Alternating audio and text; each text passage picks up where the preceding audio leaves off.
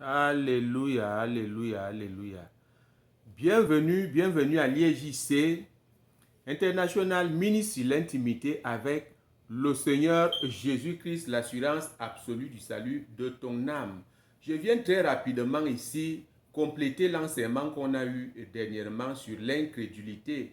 Avant de vous le donner, je rappelle ici qu'il y a bel et bien eu une vidéo de délivrance, une prière de délivrance. Beaucoup de gens ont été délivrés et ça se trouve en ligne sur notre chaîne YouTube, le pasteur Charles Mbida.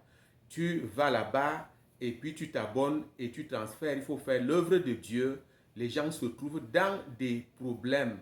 Eh bien, je viens compléter cet enseignement afin que nul n'en ignore. Vous devez savoir qu'il y a deux formes d'incrédulité. Jésus-Christ a parlé de ces deux formes. La première forme d'incrédulité, c'est un péché qui se trouve donc dans le livre de Jean, l'évangile de Jean chapitre 16. Nous lisons à partir du verset 8. Et quand il sera venu, il convaincra le monde en ce qui concerne le péché, la justice et le jugement. Eh bien, vous voyez, quand tu refuses d'emblée d'accepter le Seigneur Jésus-Christ pour sauver ton âme, parce qu'il est venu te donner ce salut-là, tu es sous le péché d'incrédulité et d'emblée tu vas en enfer. Ne te fâche pas parce que ce n'est pas le prédicateur, ce sont les Écritures. Ici à l'IEJC, c'est l'Esprit qui prêche.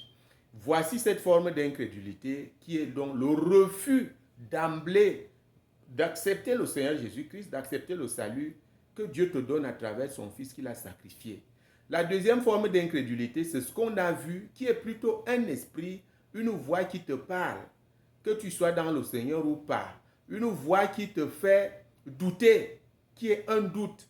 Vous comprenez, l'incrédulité, cette fois-là, est un doute. Lorsque tu es déjà dans le Seigneur, tu peux être sauvé, effectivement, tu es dans le Seigneur. Mais l'incrédulité te fait demeurer dans des maladies, dans des liens. Lorsqu'on prie pour te délivrer, là, une voix te dit, comme on ne t'a pas touché, tu ne seras pas délivré. Comme l'homme de Dieu même n'était pas là, tu ne seras pas délivré. Comme il y a eu telle ou telle chose. Ou même tu es déjà délivré, tu es guéri, tu sens la douleur. C'est une voix qui te dit, tu n'as pas été délivré, tu n'as pas été guéri. Dis à cette voix, au nom de Jésus, j'ai reçu ma délivrance, j'ai été délivré, j'ai été guéri. Alors je ne t'écoute plus au nom puissant de Jésus-Christ. Je vous couvre tous par le sang de Jésus. Prenez ça très au sérieux, chers frères et sœurs en Christ. Et toi qui n'es même pas encore dans le Seigneur, que le Seigneur vous bénisse au nom puissant de Jésus.